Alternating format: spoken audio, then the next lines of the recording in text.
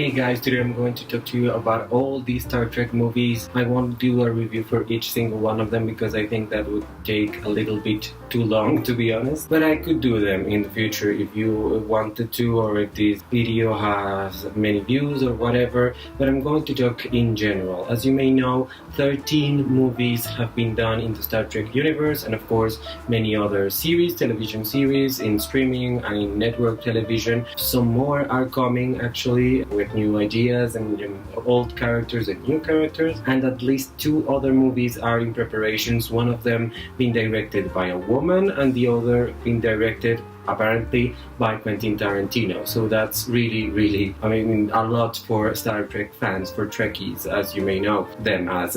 My favorite one, I have to say, out of the gate is, from the older movies, I really like Voyage Home. I think it's such a bizarre and really weird kind of plot to a movie, but it really works. It really works with everything else that was happening at that moment in the movies and with the characters and everything. I think it really made sense. I mean, people really like Wrath of Khan, but I really prefer Voyage Home because it's just so weird and so random, and you don't really have to know so many things about the Star Trek universe to watch that movie. Instead, for example, Wrath of Khan, you don't really have to know everything, but Khan was in the original series, so it's better a little bit if you know that backstory. And Dr. Carol Marcus and all these other characters, it's better if you actually know them and if you know what the history with the other characters, the main characters, are. So that's a little bit more interesting. The slowest one, I would say, is Star Trek the Motion Picture. It's very slow and it's very long for being so slow, to be honest. It's really weird. Yeah, I mean, I really like some aspects of that movie. I mean, the fact that the, let's say, envoy of this superior intelligence is a woman, and a woman that is from a planet where they don't really show any feelings, apparently. That's a really original choice, I would say. I mean, it's weird, but not as weird as Voyage Home, I think, which is so bonkers with the whales, and they have to rescue whales and go to the past and go to the 80s, and that's really entertaining. I mean, I think they could have done a lot more, and it has, a lot of cliches that they really love to do back in the 80s. Like, if you see the Karate Kid movies or something like that, you will see those same cliches and stereotypes, and it's really funny now because we're looking at 30 years after, and even 40 years after. So it's really something else, I would say. The Search for Spock, for example, is kind of a very slow movie.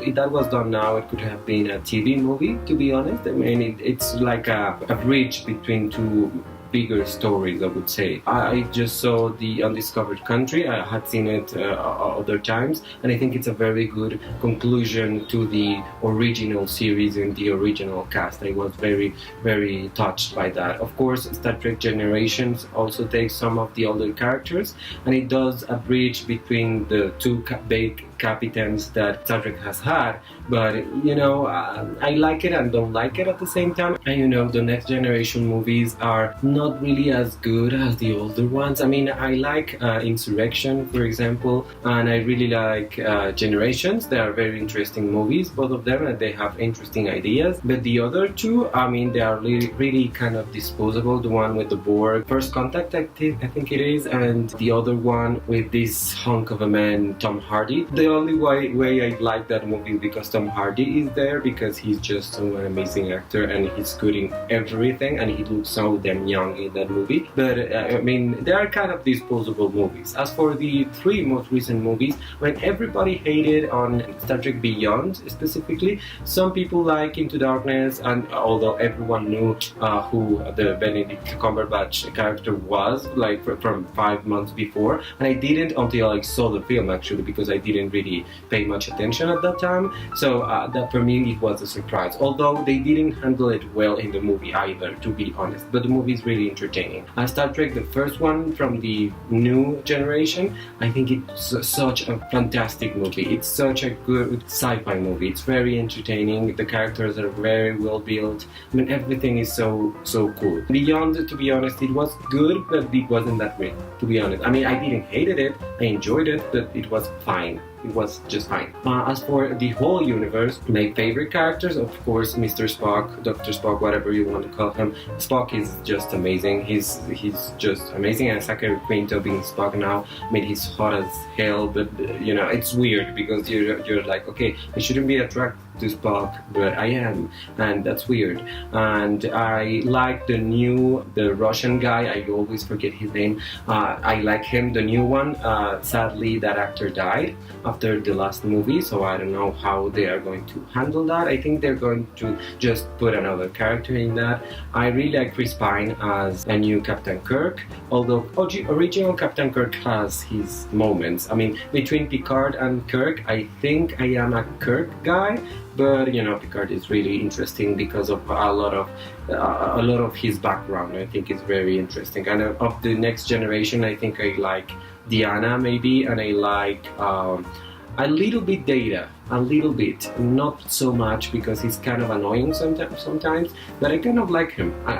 He has some things that are interesting. And of course, Lieutenant Uhura, whatever version you want to point at, I mean, she's just amazing and she's a kick-ass woman. And of course, one of the biggest things that I like about this franchise in general is the fact that there's so much diversity. You can see black men, black women, Asian men, Asian women, white men, white women, Latino men, Latino women, aliens all over the place, and of course, gay people, which is amazing. I mean, in the last, was it the last movie, I think, that Sulu was turned canonically into an LGBT character with a husband and a daughter, I think he has.